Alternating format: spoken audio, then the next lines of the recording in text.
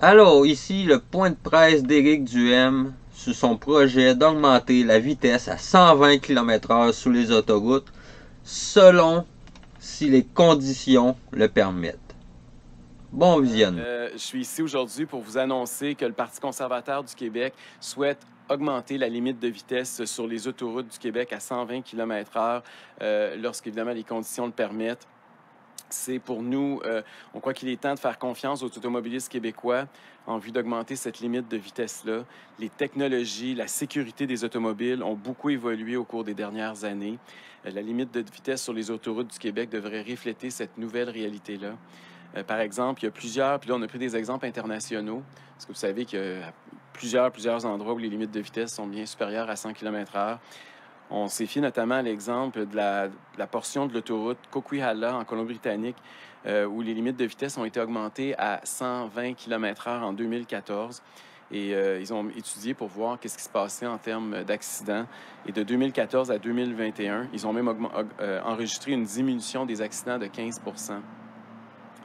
il y a d'autres études qui démontrent que la manœuvrabilité des nouveaux véhicules, leurs nouvelles technologies, réduisent aussi les risques d'accidents et surtout de fatalité. On croit que les limites de vitesse, donc, devraient, je le répète, refléter cette avancée technologique.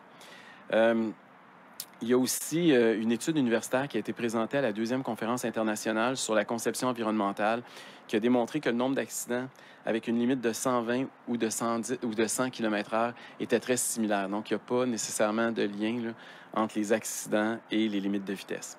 Et il y a toujours l'exemple pour celles et ceux qui ont voyagé en Europe. On se souvient qu'en Allemagne, il n'y a aucune limite de vitesse sur plusieurs autoroutes. Et on remarque qu'ils subissent souvent même moins d'accidents de la route que des pays voisins qui ont des limites de vitesse évidemment bien inférieures. Et finalement, ça c'est l'aspect peut-être philosophique qui explique pourquoi ça s'est retrouvé dans le programme du Parti conservateur bien avant mon arrivée depuis plusieurs années.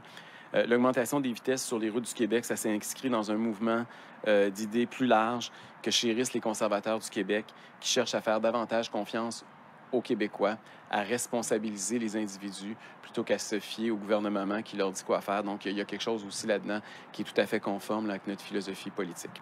Sur ce, ça va maintenant me faire plaisir de répondre aux questions des médias si vous en avez. Il y a un micro qui est juste devant moi. Vous avez juste à vous identifier et poser votre question.